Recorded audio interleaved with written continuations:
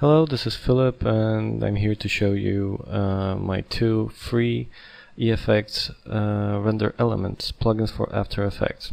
These include EFX ID Select and Alpha Streaks.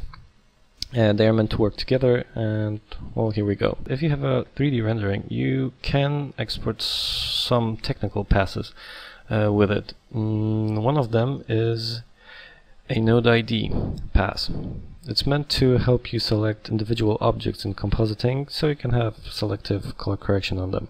You can easily select the objects from this using After Effects' tools like keyers or channel extractors, but I think I've found an easier and cleaner way for this. So we have the basic rendering here, and let's just say we want to color correct these three boxes. Let's duplicate the layer. Let's apply the ID Select filter. Let's solo this layer for a while. What we have here is input 2. Sorry about that, I'm not able to name inputs in After Effects using Pixel Bender toolkit. Maybe in the next release they will allow it. So the input 2 is obviously the node ID pass. And that's what we are seeing here. The show parameter, well, basically lets you decide what you want to view. The ID render element, the original layer, and the final selection. We don't have anything selected yet, so it's empty. So let's select the IDs. This one, this one, this one. As you can see, you can select up to 5 IDs here. Let's view the final, and here we go. Now you have two tolerance sliders. This zero selection tolerance means that if a color differs from any of the selected IDs by more than 0.05, then it will not be selected at all. If we increase this level, you'll see we are selecting more and more colors, right? So anything above this threshold will not be selected at all. Now we have the full selection tolerance. That means that anything below this threshold, the difference between a color and any of the selected IDs here, if it is lower than this value, it will be selected fully. And obviously anything in between these two values will be selected partially.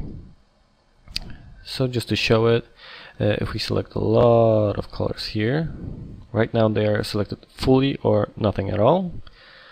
We introduce the difference between these two values, and you can see that anything below this value is completely selected. Anything in between has an opacity for selection, right? So let's just crank these values so that we have only the boxes selected. Okay. And okay, that's nice. We've got our boxes selected, and the problem is, you'll notice, we don't have a clean selection here. Unfortunately, that is a problem when you're working with render elements. Because of anti-aliasing, the data on these passes is not consistent, meaning that a solid color represents an object, right? So we have an object here and we have an object here. That's clear. But when there's a border between these objects, you have a fade between those two colors. There's no way around it. There's no way other than to do this like this. But if you want to work with it, these are different colors. The colors here is not this color, it's not this color, so basically it's a different object, right? So unfortunately you're left with always with some artifacts on edges of objects, and that's when our second plugin comes in, Alpha Streaks. It's basically meant to go through the entire image, view the alpha channel, and whatever it finds streaks in the alpha channel. By streaks I mean single pixel lines of like a hole in the alpha channel, or an island in an alpha channel, and it just removes them. Since they are not always single pixel streaks, you have a second option of looking for 2 pixel streaks, and that usually deletes the artifact that we don't want. We also have a remove threshold. The remove threshold is basically from original alpha before alpha streaks.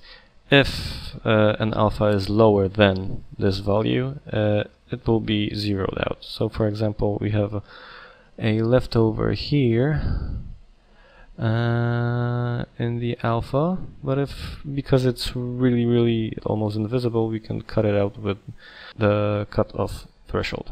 And that's it. We have a hole here, so I'm betting if we reapply the alpha streaks, it will disappear. Exactly. And now we have a basically clean selection that we can do color correction on. Let's do curves. Let's brighten them up. Do a little red. And there. As simple as this. You can always add some blurring to the alpha channel, like for example with matte choker. As you can see, you can choke with a negative value so that it expands a little bit, and there you go. Thank you for watching.